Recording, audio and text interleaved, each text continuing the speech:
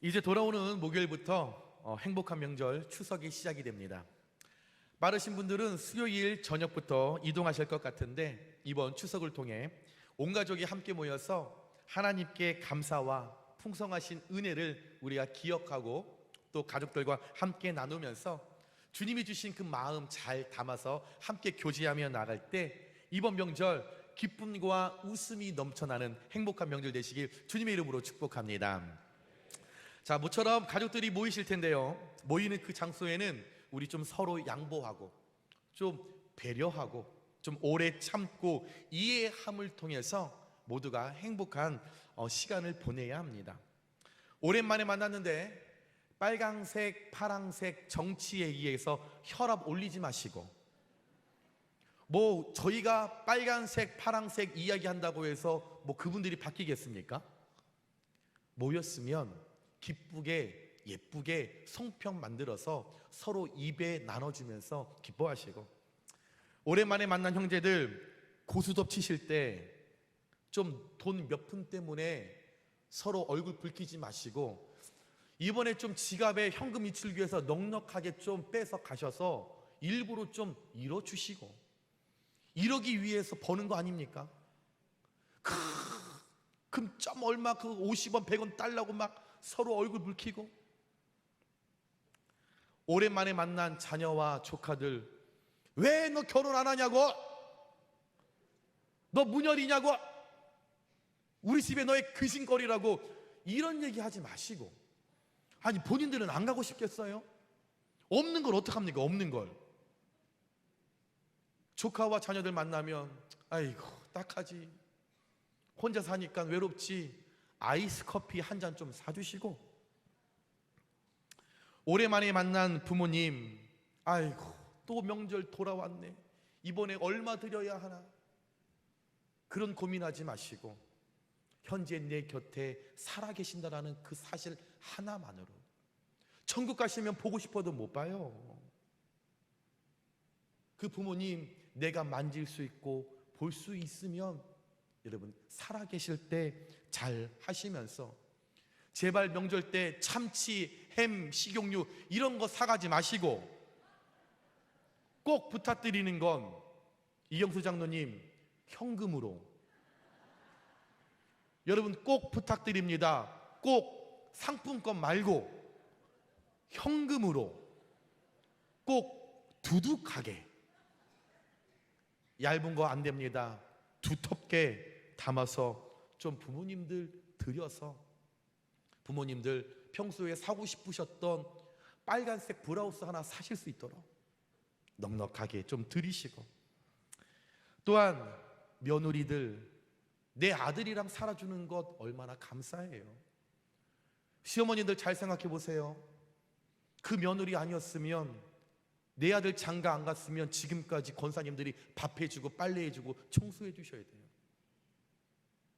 다른 것 생각하지 말고 내 일 대신하여 해주는 그 며느리, 그 사실 하나만으로 감사하시면서 좀 이번 명절에는 한 끼 정도는 며느리들 설거지 좀 하지 말려고, 좀 시아버지 시어머님들 좀 이번에 지갑을 열어서 야 이번에 한 끼 나가서 먹자, 내가 갈비 살게, 좀 이렇게 하셔서 좀 이런 날 며느리한테 좀 점수 좀 따세요.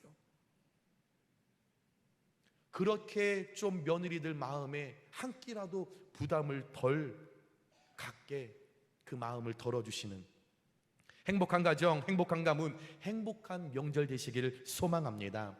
그래서 명절을 마치고 우리 일상으로 돌아올 때에 서로 상처 주고 얼굴 붉히고 마음 다퉈서 씁쓸하게 일상으로 돌아오는 것이 아니라, 모두가 명절을 마치고 돌아올 때 기쁨의 얼굴로 마음의 감사가 넘치는 뿌듯함의 은혜가 명절 가운데 있기를 소망합니다. 오늘은 그래서 다가오는 추석을 맞이하여서 우리가 이제 가족들을 만나게 될 텐데, 친지들을 만나게 될 텐데, 그래서 가족에 관한 좀 말씀을 나누려고 합니다. 이 땅을 살아가는 대부분의 사람들은 내가 속한 가정과 가족 구성원 또 친지들이 행복하기를 소망하고, 또 그 모든 공동체 가운데 기쁨이 넘치기 위하여서 내 시간과 투자를 아끼지 않습니다. 그런데 우리 그런 수고와 노력에 비해서 가정이 행복하고 사랑의 정을 나누는 건 그렇게 쉽지 않습니다. 참 어려운 것 같습니다. 화목한 가정, 사랑이 넘치는 가정, 웃음이 넘치는 가정, 기쁨이 넘치는 가정, 모두가 이상하고 여러분 지향하고 꿈꾸고 바라고 있지만 정작 우리가 원하는 그런 모습으로 가정이 만들어가는 건, 그렇게 그려져 가는 건, 그렇게 세워져 가는 건 우리가 생각한 대로, 우리가 마음 먹은 대로 잘 되지 않는다라는 거죠. 참 어려운 일인 것 같습니다. 빠르게 변화하는 그 세상 속에서 어떻게 해서든 모두가 나의 부르신 그 자리에서 사명을 감당하며 어떻게든 이겨내보려고, 어떻게든 살아내보려고, 어떻게든 그 일자리를 끝까지 지키면서 내가 살아오다 보니 때로는 세상과 어떤 타인을 통해 상처를 받게 되죠.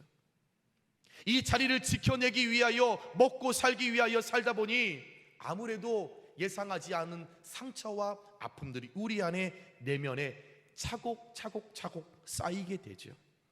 그래서인지 이 상처와 이 아픔을 좀 가정에서, 좀 가족들에게 위로받고 격려받기를 원하는 것이 우리의 솔직한 마음인데, 현실은 가족마저도 오히려 남보다 더 못하는 관계로 우리에게 소홀하고 이해하지 못하고 배려하지 못하는 것이 우리가 살아가는 현실의 가족과 가정의 모습이라는 겁니다. 상처를 받았단 말입니다. 엄마, 나 오늘 회사에서 윗사람이 나 오늘 면박을 줘갖고 나 마음이 너무 힘들어. 그러면 그 상처와 아픔 때문에 엄마에게 따뜻한 말 한마디를 듣고 싶은데, 야, 너만 힘들어? 다 힘들게 사는 거야. 뭘 그것 갖고 그래. 이렇게 말해버리면 누구에게 위로받고 누구에게 격려를 받겠습니까? 제가 이번 명절 때 청주에 내려가서 저희 부모님께, 엄마, 목회가 힘이 들어. 이렇게 용인 사람들이 나를 힘들게 하는지 모르겠어.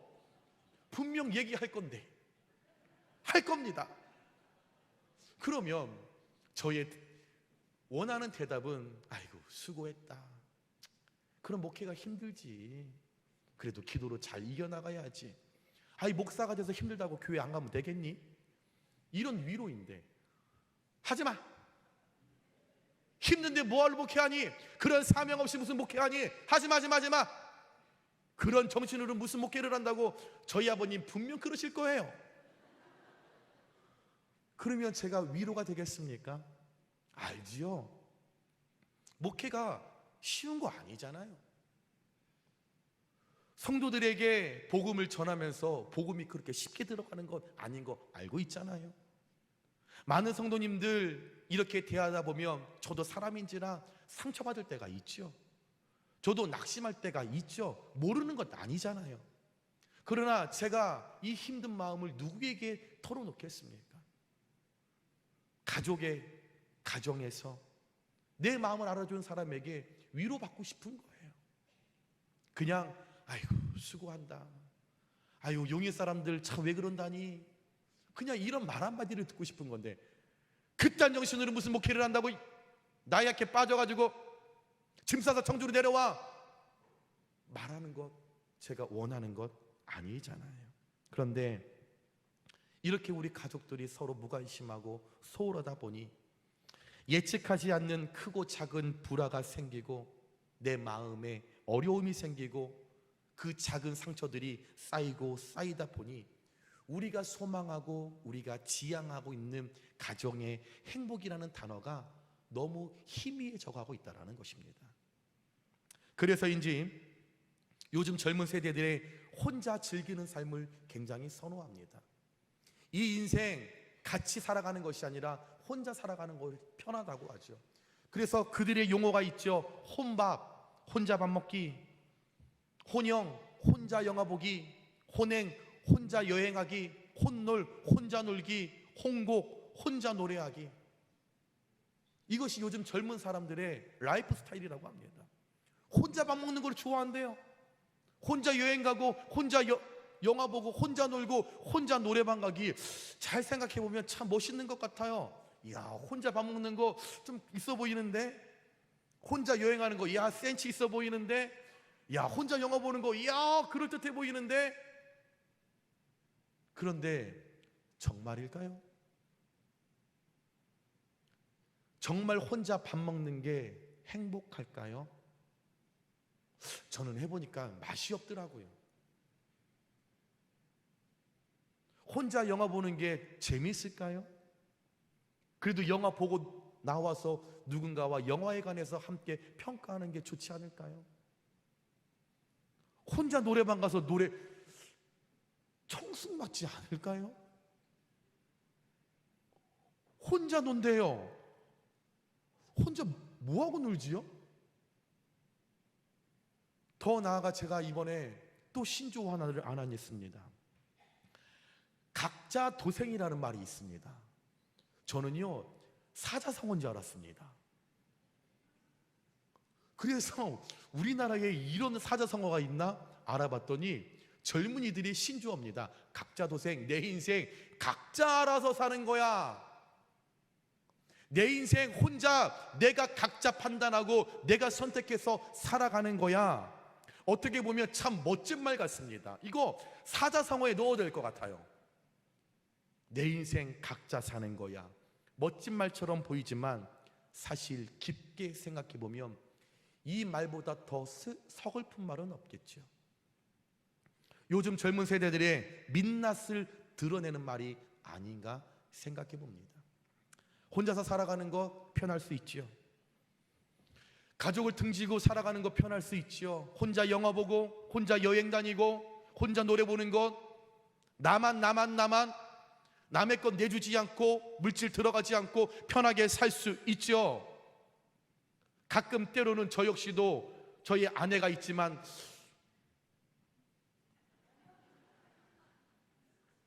혼자 사는 게 편할 수도 있다, 가끔 생각해요.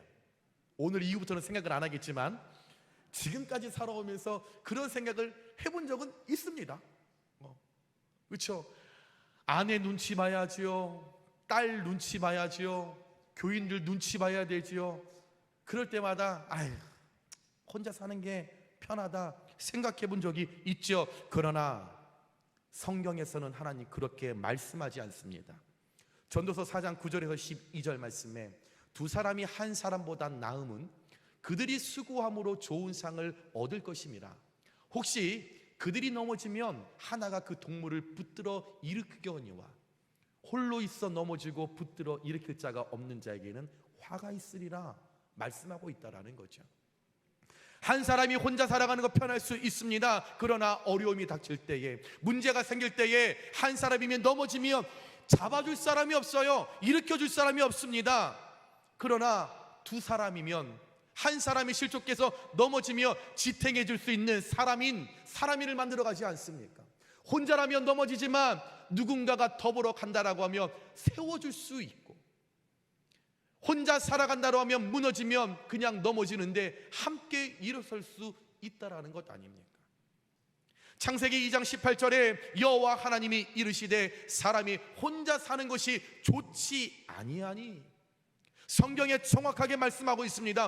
혼자 사는 것 하나님 보실 때에 좋지 않다라고 하셨죠.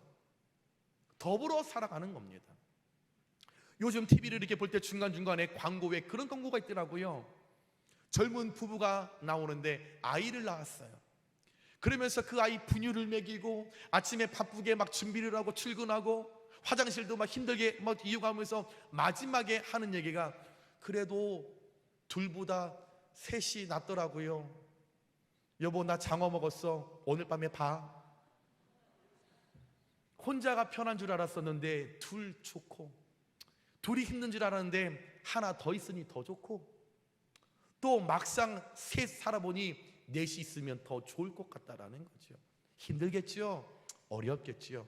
그러나 공동체가 구성원이 가족이 많아지면 많아질수록 많아짐을 통하여 그 안에서 주시는 하나님의 은혜와 사랑과 기쁨이 크기 때문에 더불어 살아가는 것이 하나님의 뜻이라는 겁니다. 즉 이 땅을 살아갈 때 혼자보다는 둘, 더 나아가 가족을 이루어서 함께 더불어 살아가는 것이 하나님의 뜻이요, 그 안에서 진정한 행복을 찾아가는 것이 은혜인 줄 믿습니다. 왜일까요? 태초에 하나님께서 우리를 만드셔서 이 땅 가운데 보내주실 때에 우리는 혼자가 아닌 우리를 만들어주신 하나님의 유전자가 누군가와 더불어 만들어 살아가도록 만드셨기 때문이에요. 저와 여러분 하나님 만드셨을 때 혼자 살아가라고 만들어주신 것이 아니라 우리 안에 유전자가 누군가와 더불어 살아가도록 우리 유전자를 변형시켜서 그렇게 만드셨고, 아담이 혼자 살아가는 걸 독초하는 것이 마음에 좋지 않으셔서 하와를 그에게 붙여주셔서 이 땅 가운데 저와 여러분이 이렇게 가족이라고 하는 구성원을, 공동체를 이루면서 우리가 살아가고 있다는 것입니다. 그래서 싫으나 좋으나 나와 더불어 함께 살아가는 옆에 있는 내 가족이 있다라는 것이 하나님께서 허락하신 선물이요, 또한 내게 주신 행복의 근원이며, 힘들 때나 좋을 때나 여전히 그 누구에게도 나에게 가장 큰 삶의 원동력이 되고, 이 세상 사람 나에게 다 등 돌린다고 할지라도 그 가족은 내 편이라는 사실을 늘 기억하시면서 항상 내 곁에, 내 주변에 우리의 가족이 있다라고 하는 사실에 감사하는 저와 여러분들 되시길 주님의 이름으로 축원합니다. 가정은 하나님께서 만드신 행복의 공동체입니다. 그래서 가정에서 행복하지 못하면 밖에 나가서도, 일터에서도, 직장에서도 행복할 수 없습니다. 어젯밤에 싸웁니다. 다음 날이 되어서 직장에 갔는데 여러분 기분이 좋으시겠습니까? 행복하시겠습니까? 어제 밤새도록 지지고 볶고 싸웠는데 행복함이 없었는데 출근해서 어젯밤의 기억이 떠오르지 않겠습니까? 속이 상하는데 일이 제대로 잡히겠습니까? 부모에게 어제 밤새도록 대들고 나한테 해준 게 뭐가 있냐고 막 소리쳤던 그 자녀들, 다음 날 직장과 학교 가서 제대로 손에 잡히겠습니까? 가정 안에서의 가족이 행복해야, 즐거워야, 기쁨이 있어야 하나님 부르시는 그 자리 가운데 우리의 일터와 우리의 직장과 학교에서 기쁨이 넘쳐나지 않겠습니까?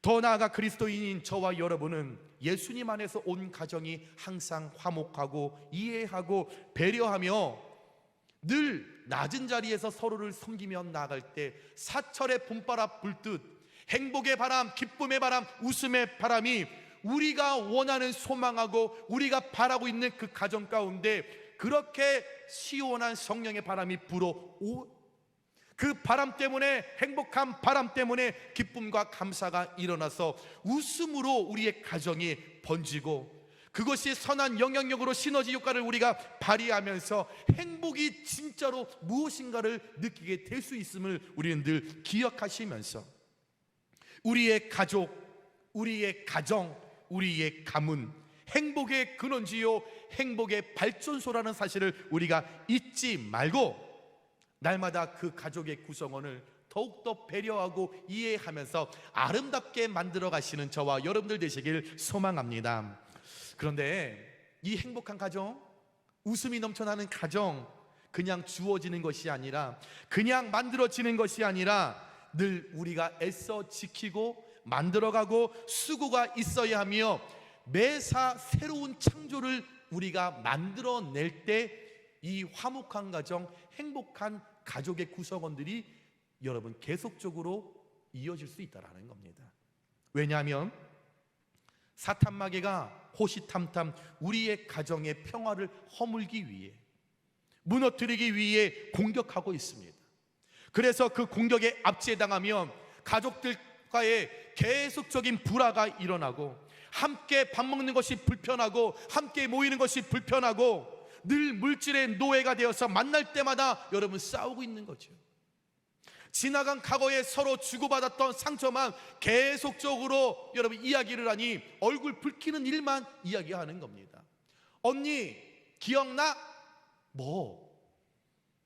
나 8살 때 엄마가 밥 매러 갔을 때 분명 나 밥 차려주려고 했는데 언니 그때 친구들이랑 고무줄 놀이 하느니라고 나 밥 안 차려줬지? 나 그거 상처야. 예, 네 나이 82야.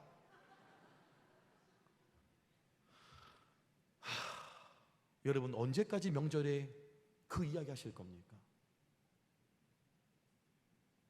오빠, 엄마가 오빠는 아들이라고 오빠만 가르쳤고 나는 공장에서 일했잖아. 천국 가시기에 유언하면서 그 얘기 하시고 있는 거예요. 언제까지 하실 겁니까? 설과 추석은 매년마다 돌아오는데 그 10대 때, 20대 때 가지고 있었던 상처 만날 때마다 이야기해요. 만날 때마다 어떻게 하라고? 어떻게 하라고? 그럼 다시 8살 때로 돌아가야 합니까?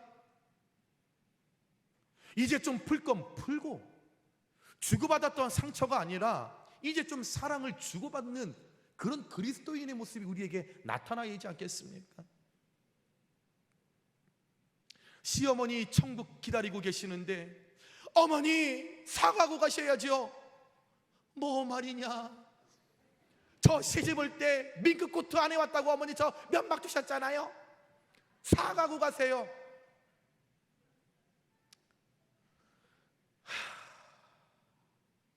차라리 우리의 생각을 바꿔서 천국 가실 어머니 손잡고 어머니 죄송해요. 그렇게 입고 싶으셨던 민크코트 제가 마지막까지 못 해드려서 어머니 죄송해요. 용서하세요. 이렇게 하시면 좀 안 돼요? 여러분들 왜 나만 생각합니까? 왜 나 상처받은 것만 생각하십니까? 왜 나 억울한 것만 생각하십니까? 그러니까 즐거워야 할 명절 만날 때마다 주고받았던 상처만 얘기하고 있으니 그 상황을 곁에서 바라보는 자녀들이, 조카들이 그 가정에 무슨 의미가 있고 무슨 사랑이 있어서 결혼하고 싶겠습니까? 그 자녀들이 왜 각자 도생이라는 그 말을 만들면서까지 혼자 살아가는 것이 왜 편하다라고 여러분 이야기하겠습니까? 우리 어른들이 가정에서 화목한 가정, 사랑의 가정이라는 것을 몸소 보여주지 못하니까 차라리 이렇게 살아가느니 혼자 살아가는 게 편하지 않겠어? 라는 것 아니겠습니까? 그러기에 저와 여러분은 우리 가정과 가족을 분열시키고 파괴시키는 사탄 마귀로부터 내 가정과 내 가족을 지키기 위하여 늘 기도하고 늘 인내하고 오래 참고 배려하고 내가 낮은 자리에서 믿음으로 싸워 날마다 사탄 마귀를 물리칠 때에 우리의 가족과 우리의 가정이 안전하게 될 줄 믿습니다. 반드시 아가서 2장 15절에 우리를 위하여 여우 곧 포도원을 하는 작은 여우를 잡으라 우리의 포도원에 꽃이 피었음이라 라고 나와 있습니다. 우리의 가정과 우리의 가족을 행복을 무너뜨리는 작은 여우를 잡아야 하는 거죠. 내 안에 자꾸만 찾아오는 그 상처, 밥 안 차려줬던 건, 민크꽃도 못 해줬던 거, 그 서운한 상처, 작은 여우가 생길 때마다 그 여우를 잡아야지요. 다른 가정보다 내가 받지 못했다, 유산을 받지 못했다라고 하는 그런 작은 여우가 생각날 때마다 잡으셔야지요. 왜요? 그 작은 여우가 열매 맺는 꽃을 다 따먹으면 어떡할 겁니까? 열매 맺힌 포도를 다 따먹으며 앙상한 가지만 남을 것인데 메마른 가정, 메마른 가족으로 여러분 우리는 그렇게 살아가실 겁니까? 그 꽃이 떨어지지 않도록 사탄마귀 작은 여우가 우리의 가족과 우리의 공동체를 무너뜨리는 그 일들 가운데 행복의 꽃이 떨어지지 않도록 날마다 작은 여우를 사냥하는데, 그래서 반드시 그 여우 꼬리를 잡아서 무너지는 꽃이 떨어지는 그 모든 영역을 철저하게 막고 모든 것을 방해 세력을 물리칠 수 있는 작은 여우 사냥에 확실하게 성공하실 수 있는 저와 여러분들 되시길 주님의 이름으로 축원합니다. 그러면 우리가 지향하는 그 아름다운 가정, 행복한 가정, 화목한 가정을 위하여 여러분, 우리가 어떻게 해야 할까? 오늘 본문 말씀 1절에 보니까 마른 떡 한 조각만 있고도 화목하는 것이 제육이 집에 가득하고도 다투는 것보다 나으니라 말씀하고 있습니다. 즉 화목을 이루는 것이 행복한 가정을 만드는 지름길이라고 말씀하고 있습니다. 화목을 이루는 것, 그 일을 내가 만들어가는 것이 행복한 가정, 행복한 가족을 만드는 거죠. 오늘 말씀에서 이 화목이라는 단어는 히브리어로 샬렘입니다. 화평하게 하다, 평화를 가져오다, 안전하게 하다라고 하는 뜻이죠. 영어로 reconciliation입니다. 원어로 덮어주다, 서로 뜻이 맞고 또한 허물이 드러나면 덮어주고 정답고 살갑고 평안하게 하나를 만들어내는 것이 화목이라는 뜻을 갖고 있는 거죠. 다시 말해 평안하고 다툼 없이 서로 따뜻하게 허물이 드러나면 좀 덮어주시는 거예요. 자꾸만 지적해서 드러나게 하지 말고 너는 도대체 누구를 닮아서 그래? 드러내지 말고 그럴 수도 있지 뭘. 사람이 실수할 수도 있지. 이것이 화목입니다. 자, 며느리가 무생채를 만들었습니다. 근데 짜요. 그러면 아니 당연히 시집온 며느리가 음식을 못하는 것이 정답인데 잘할 것이라고 기대하는 것이 욕심 아니십니까? 그러면 시어머니들 아유 예 무생채가 참 짭조름하다, 밥 2공기 먹을 수 있겠다 예, 덮어주시면 되는 거잖아요. 아니면 권사님들이 물을 더 쓸어서 생채에 넣어서 버무려서 간을 맞춰주시면 되잖아요. 그런데 꼭 그 순간에 너는 시집 올 때 네 엄마한테 뭐 배웠니? 이 이야기는 왜 하시는 겁니까? 본인들도 본인 시어머니에게 그렇게 당해서 복수하시는 겁니까? 너도 당해봐라 이것입니까? 아니잖아요. 음식 못한다고 왜 구박합니까? 못하는 게 당연한 거죠. 권사님들 시집 오실 때 음식 다 잘하셨어요? 본인도 못하셨으면서. 시간이 흐르면 흐를수록 맛을 낼 수 있는 지혜가 생기는 거잖아요. 그렇다면 따뜻하게 아유 어떻게 처음부터 잘하겠니? 내가 하는 거 옆에서 잘 봐, 알려주시면 되는 거예요. 그런데 꼭 친정엄마 이야기를 꺼내니까 며느리들이 시금치를 안 먹잖아요. 명절 때 시금치가 안 팔린대잖아요. 화목이라고 하는 거 덮어주는 거예요. 그럴 수도 있다. 자녀들이 실수하면 너 왜 이것밖에 못해? 아니요, 그럴 수도 있어. 누구나 실수할 수도 있어. 덮어주는 거죠. 모든 상황 가운데 다툼 없이 서로 이해하고 평화를 만들어내고 웃음을 만들어내는 것, 그것이 화목을 이루는 것 아닐까요? 여러분, 많은 분들이 이런 이야기를 합니다. 목사님, 사실이요, 재산이 좀 있어야 해요. 돈이 있어야 합니다. 형제들이요, 비등비등하게 좀 형편이 맞아야 행복합니다. 언뜻 들으면 맞는 말 같습니다. 그러나 오늘 말씀 1절을 정확하게 묵상하고 그것을 우리 삶에 대입한다면 그 말은 다 틀린 말입니다. 오늘 말씀에 마른 떡 한 조각이라는 부분에서 이 마른 떡 수분이 증발했습니다. 말랐으면 떡 누가 먹겠습니까? 버리지. 못 먹는 떡인데 또 그것도 10개, 20개 있는 것도 아니고 하나 있답니다. 오늘 이 집이 얼마나 형편이 어렵다, 경제적으로 어렵다라는 것 마른 떡 한 조각에서 우리가 알 수 있죠. 그런데 못 먹는 떡인데 그것도 한 조각인데 아무런 여유가 없는 가정인데도 불구하고 그 가정에 특별한 것이 있다라는 겁니다. 그것이 바로 화목이라는 거죠. 먹지도 못하는 그 떡 한 조각을 쪼개서 서로 입에 넣어주면서 그렇게 즐거워한다라는 거예요. 아니, 뭐가 즐겁습니까? 뭐가 행복합니까? 떡도 말라서 수분이 없어서 못 먹는 떡인데, 그것도 많은 것도 아니고 하나를 쪼개서 나눠줬는데 그것이 기쁘대요. 그것이 즐겁대요.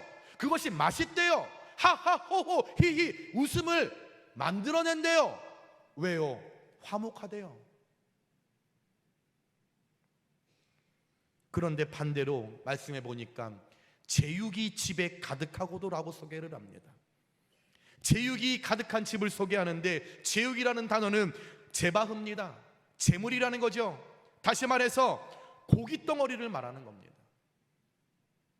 다른 집에는 이 고기 덩어리, 진수성찬, 풍성한 음식, 재물이 많고 돈이 많고 여유가 있다라는 가정을 의미합니다. 그런데 이런 진수성찬을 차려놓고 맛있는 풍성한 음식을 앞에 두고 기껏 하는 것이 다툰다라는 겁니다. 싸운다라는 거죠. 그러니 그 음식이 아무리 비싼 음식이고 아무리 진수성찬이어도 우리나라의 인류의 셰프가 그 음식을 만들었다고 해도 맛이 있겠습니까? 그 음식 앞에서 재산이 많은 것 같고 날마다 싸우는데 마음의 평안함이 있겠습니까? 즐거움이 있겠습니까? 웃음이 나겠습니까? 차라리 풍성하지 않아도, 부족해도 없어도 마른 떡이나 별다른 반찬 없이 그냥 고실고실 김이 일어나는 하얀 쌀밥 위에 계란 후라이 하나 딱 얹어서 그냥 웃으면서 먹는 것이 나은 거죠. 인류 셰프가 만들지 않아도 그냥 무생채 하나랑 참기름 비벼 먹으면 그 밥이 더 맛있고 더 행복하고 화목을 이룰 수 있다는 거죠. 가정의 행복과 기쁨, 물질이 많고 적음이 아니라 서로의 관계 속에 화목이 있느냐 없느냐, 곧 관계가 좋으냐 좋지 않느냐, 오늘 말씀에서 우리에게 자세하게 풀어주고 있습니다. 가끔 매스컴을 통해서 재발 집안에서 형제들끼리 지분이나 상속 문제로 서로 고소고발하고 머리끄댕이 잡고 죽이네 마네 인신공격하는 모습을 우리가 보면서 차라리 상속받을 재산 없는 것, 유산 없는 것이 차라리 다행이라 여기면서 그냥 어려워도 받을 것 없어도 형제간에 그냥 우애 있게 지내고 서로 돌보고 위로하고 화목을 이루는 그 가정이 훨씬 낫다라고 하는 말에 우리는 조용히 공감할 수밖에 없습니다. 많으면 행복할 것 같지만 그렇지 않죠. 오늘 말씀처럼 물질은 수준 이상의 풍성과 풍요가 있으면 가정이 화목이 아닌 분열로, 무너짐으로 나타날 때가 훨씬 더 많습니다. 그래서 성경은 물질이 중요한 것이 아니라 화목해 하는 나의 믿음이, 나의 신앙이, 나의 노력이 더 중요하다라고 강조합니다. 우리 주변에 보십시오. 장례를 마쳐놓고 재산이 많은지 치고 안 싸우는 가정 보셨습니까? 늘 부모님들이 남겨준 그 재산을 갖고 몇 대 몇으로 몇 푼 지분을 어떻게 나누겠다, 여러분 그것을 가지고 법적으로 계속적으로 지금 싸우고 있는 사람들이 얼마나 주변에 많이 있습니까? 많으면 행복해야지요. 받을 재산이 있는데 행복해야지요. 왜 싸웁니까? 저는 이해가 안 가는 게 있습니다.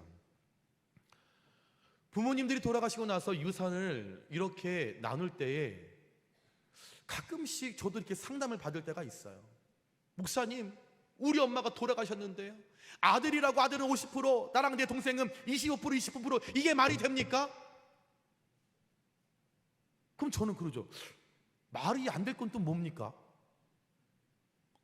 그 집사님 거예요? 집사님 벌었어요?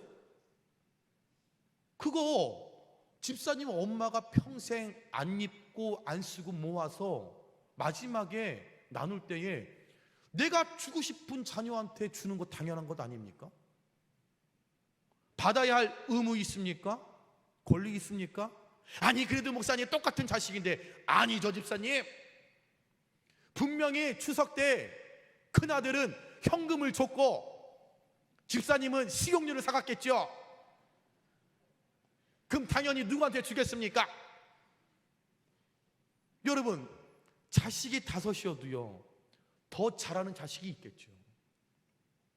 그러면 부모 입장에서 잘한 자식한테 더 주고 싶은 거 당연한 것 아닙니까? 왜 여러분들이 갚나라 배나라 몇 프로 줘라 왜 이야기하세요? 엄마가 주고 싶은 사람 주는 거예요. 그걸 자녀들이 모아서 상의할 필요도 없습니다.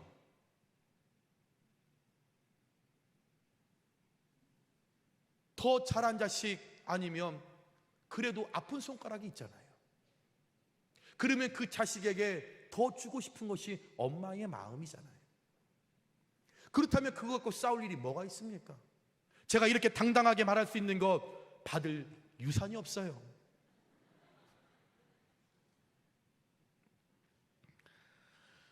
여러분, 성경에서 말하는 건 물질이 많고 적음이 아니라 마태복음 5장 9절에 화평케 하는 자는 복이 있나니 저희가 하나님의 아들이라 일컬음을 받을 것이요 말씀하고 있습니다. 화목을 이루는 자, 평화를 이루는 자, 화평을 만드는 자는 복이 있고 하나님의 아들이라 일컬음을 칭찬을 받는다라고 말씀하고 있죠. 화목을 만들어가는 것, 물질이 많고 적음이 아닙니다. 히브리서 12장 14절에도 여러분 말하고 있죠. 모든 사람으로 더불어 화평함과 거룩함을 쫓으라. 화목을 이루기 위하여, 평화를 이루기 위하여, 화평을 이루기 위하여 그것을 쫓아 행하라. 그거대로 살아라. 그대로 우리의 발걸음을 옮겨라. 이것이 없다라고 하면 아무도 주를 보지 못하노라 말씀하고 있다라는 겁니다. 많고 적음이 아니라, 많이 있고 적음이 아니라, 여러분, 우리 삶의 문제는 마른 떡의 상황이 우리의 문제가 아니라 우리 가정에 성숙한 배려가 있냐 없냐, 그것을 갖고 노력을 하냐 안 하냐, 그것이 가장 큰 문제고 작은 여우는 그것을 우리에게 틈타고 있다는 것입니다. 저는 이번 명절을 맞이하여서 우리 용인교회와 모든 가정과 특별히 맞이하게 될 여러분들의 모든 공동체 가운데 서로를 향한 성숙한 배려를 통해 그리스도의 진정한 화목이 나타나길 주님의 이름으로 축복합니다. 어느 동네에 두 가정이 살고 있었습니다. 한 가정은 시부모님을 모시고 대가족이 살고 있었고, 한 가족은 젊은 두 부부가 살고 있었습니다. 그런데 담장 너머로 이 시부모를 모시고 있는 이 가정이 날마다 웃음소리가 들리는 거예요. 막 즐거워하고 깔깔깔깔깔 호호 소리가 들리는 거예요. 그런데 이 젊은 부부는 날마다 지지고 볶고 싸우는 거예요. 네가 맞다 내가 틀리다, 막 치약을 왜 가운데 짜냐, 막 싸우고 있는 거예요. 이해가 안 가는 거죠.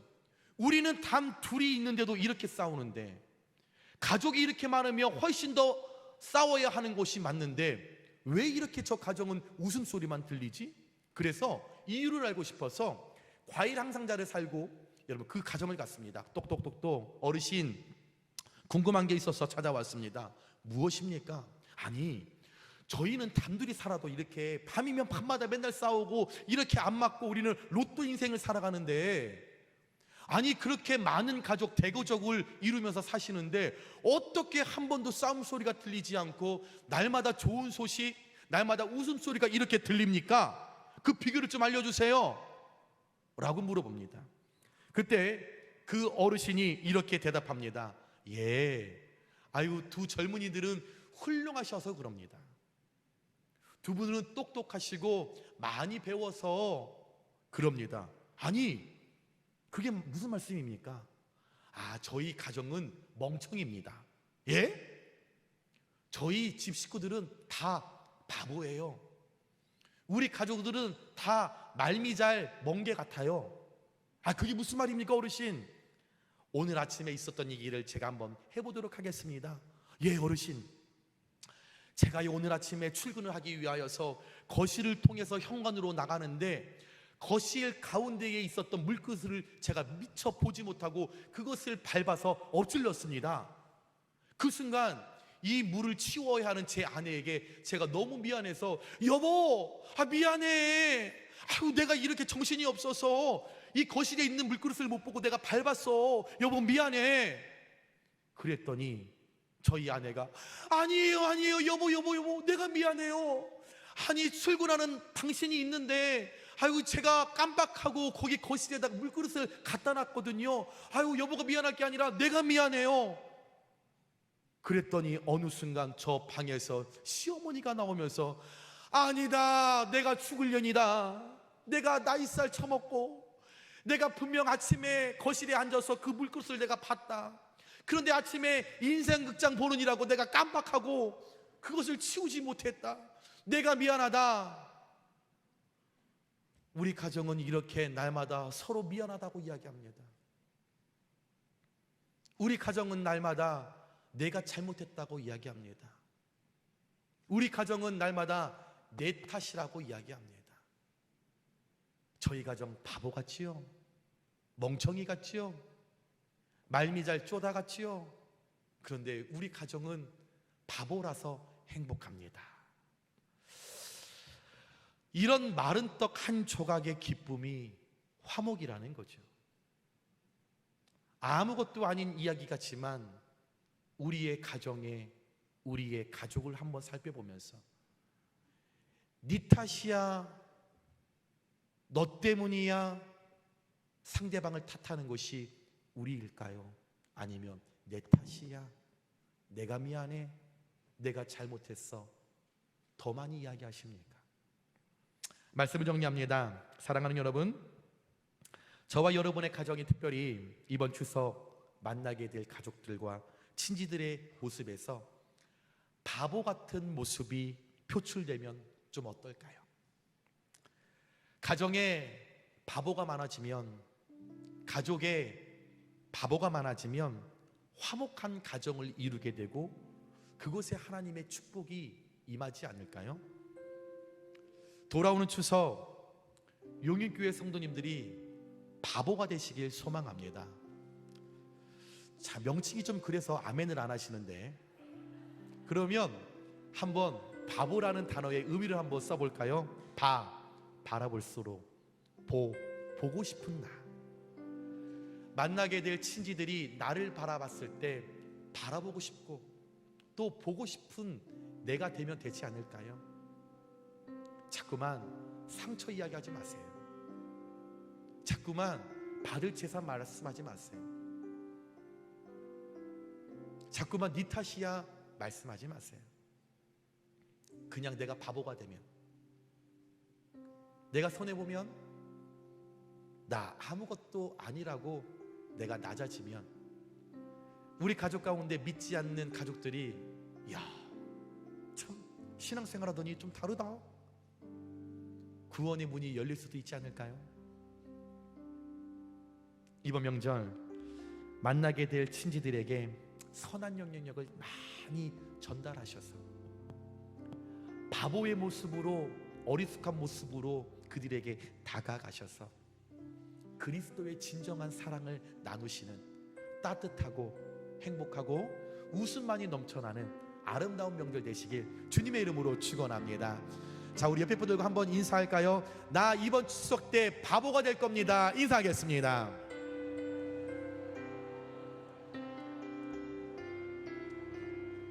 우리 꼭 바보가 되어 주셔서 우리 아름다운 마음들이 모일 때에 우리의 사랑을 전달하는 아름다운 우리의 가족, 우리의 가정, 하나님의 온전한 은혜를 누리시는 바보와 같은 가정, 행복한 가정, 용인교회 모든 바보의 가정이 되시길 주님의 이름으로 축원합니다.